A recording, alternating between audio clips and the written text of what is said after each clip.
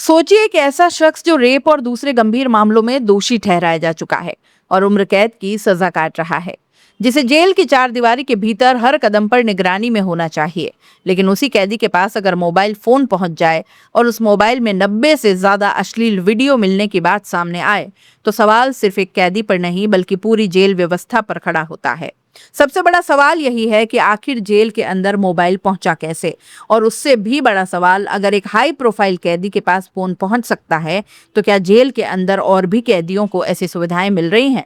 11 अगस्त को बेंगलुरु की Parappana Agrahara central jail में सेंट्रल क्राइम ब्रांच यानी सीसीबी ने छापेमारी की। इस दौरान हाई सिक्योरिटी बैरकों और दूसरे हिस्सों में तलाशी अभियान चलाया गया। इसी जेल में पूर्व सांसद प्रज्वल रेवन्ना की उम्र कैद की सजा कट रही है। रेड के दौरान पुलिस को प्रज्वल रेवन्ना के पास एक मोबाइल फोन मिलने की बात सामने आई है। पुलिस के मुताबिक फोन में 90 से ज्यादा डाउनलोड किए गए पोर्नोग्राफिक वीडियो थे। रिपोर्ट्स में दावा किया गया कि इनमें बड़ी संख्या में भारतीय पोर्नोग्राफिक कंटेंट मौजूद था। फोन में महिलाओं की तस्वीरों वाली कुछ पेपर कटिंग्स मिलने की बात भी सामने आई है। लेकिन असली कहानी इन वीडियो से कहीं ज्यादा गंभीर है, क्योंकि सवाल ये नहीं है कि फोन में क्या था, सवाल ये है कि फोन जेल के अंदर पहुंचा कैसे। जेल में मोबाइल फोन प्रतिबंधित होता है। कैदियों की तलाशी, बैरक की निगरानी और सुरक्षा व्यवस्था का पूरा सिस्टम इसीलिए बनाया जाता है कि कोई भी कैदी बाहरी दुनिया से इस तरह संपर्क न कर सके। ऐसे में एक दोषी कैदी के पास मोबाइल फोन मिलना सीधे तौर पर सुरक्षा व्यवस्था में बड़ी चूक की तरफ इशारा करता है, और मामला यहीं खत्म नहीं होता। पुलिस के मुताबिक तलाशी के दौरान प्रज्वल रेवन्ना जेल में निर्धारित कैदी वाली यूनिफॉर्म में भी नहीं था, यानी जिस व्यक्ति को जेल के नियमों के मुताबिक तय कपड़े पहनने चाहिए वो उन नियमों का पालन करता हुआ नजर नहीं आया। कर्नाटक के डीजीपी आलोक कुमार के मुताबिक प्रज्वल के बैरक की करीब 4 से 5 घंटे तक तलाशी ली गई। उन्होंने ये भी बताया कि करीब 3 महीने पहले जेल के नियमों के उल्लंघन को लेकर शिकायत मिली थी और सभी दोषी कैदियों को जेल के निर्धारित कपड़े पहनने के निर्देश भी दिए गए थे। बावजूद इसके नियमों का पालन नहीं हुआ। अब सवाल उठता है कि अगर निर्देश पहले ही जारी हो गए तो उन पर अमल क्यों नहीं हुआ। इस मामले में ड्यूटी में लापरवाही के आरोप में असिस्टेंट सुपरिंटेंडेंट ईराना रंगापुर को सस्पेंड कर दिया गया। वहीं बेंगलुरु सेंट्रल जेल के सुपरिंटेंडेंट को कारण बताओ नोटिस जारी किया गया है। लेकिन जेल प्रशासन के सामने इससे भी बड़ा संकट है। रिपोर्ट्स के मुताबिक पिछले करीब 7-8 महीनों में परप्पना अग्रहारा जेल से 300 से ज्यादा मोबाइल फोन जब्त किए जा चुके हैं।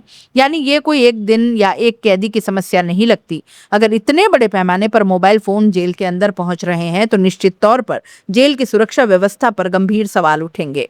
डीजीपी आलोक कुमार ने भी इस घटना को जेल और सुधार सेवा विभाग के लिए शर्मनाक बताया और कहा कि जो भी जिम्मेदार होगा उसके खिलाफ सख्त कार्रवाई की जाएगी। बताया गया है कि छापेमारी से पहले ही कुछ कैदियों को रेड की जानकारी मिल गई थी और इसके बाद कई कैदियों ने अपने मोबाइल फोन छिपा दिए। अब ये भी जांच का हिस्सा है कि आखिर छापे की खबर जेल के अंदर कैदियों तक पहुंची कैसे। इसके अलावा जेल में कुछ ऐसे कथित ब्लैक स्पॉट होने की बात सामने आई है जहां मोबाइल जैमर प्रभावी तरीके से काम नहीं करता। अगर ये बात जांच में सही साबित होती है तो सवाल और ज्यादा गंभीर हो जाएगा, क्योंकि फिर सवाल सिर्फ मोबाइल मिलने का नहीं बल्कि पूरी तकनीकी और प्रशासनिक व्यवस्था का होगा। अब जरा प्रज्वल रेवन्ना के मामले को भी समझ लीजिए। प्रज्वल रेवन्ना जनता दल सेक्युलर के पूर्व सांसद हैं और एक प्रभावशाली राजनीतिक परिवार से आते हैं। 2024 के लोकसभा चुनाव से पहले उनके खिलाफ यौन शोषण और अन्य गंभीर आरोपों का मामला सामने आया। मामले की जांच आगे बढ़ी और बाद में उन्हें रेप सहित गंभीर अपराधों में दोषी ठहराया गया। अगस्त 2025 में उन्हें उम्र कैद की सजा सुनाई गई और वो फिलहाल जेल में बंद हैं। अब उसी जेल में उनके पास मोबाइल फोन मिलना कई असहज सवाल खड़े कर रहा है। क्या ये सिर्फ एक जेल कर्मचारी की लापरवाही है या जेल के अंदर कोई बड़ा नेटवर्क काम कर रहा है? क्या पैसे और रसूख के दम पर हाई प्रोफाइल कैदियों को अलग सुविधाएं मिल रही हैं? और सबसे बड़ा सवाल, अगर एक उम्र कैद की सजा काट रहे कैदी के पास मोबाइल और इतना कंटेंट पहुंच सकता है तो जेल की चार दीवारी के अंदर आखिर कितना कुछ ऐसा हो रहा होगा जो अभी सामने नहीं आया। फिलहाल फोन जब्त कर लिया गया है और यह पता लगाने की जांच की जा रही है कि मोबाइल प्रज्वल तक कैसे पहुंचा, उसे किसने उपलब्ध कराया और जेल के अंदर इस तरह की सुविधाएं आखिर किसकी मदद से मिल रही थी। कहानी अभी खत्म नहीं हुई, क्योंकि ये मामला सिर्फ प्रज्वल रेवन्ना के मोबाइल का नहीं, ये सवाल है जेल की उस व्यवस्था का जहां कैदी सलाखों के पीछे होता है लेकिन मोबाइल उसके हाथों में कैसे पहुंच जाता है। अब देखना होगा कि जांच सिर्फ 1-2 कर्मचारियों पर कार्रवाई करके खत्म होती है या फिर उस पूरे नेटवर्क तक पहुंचती है जो जेल की दीवारों के भीतर नियमों को धता बताकर अपना अपना खेल चला रहा है।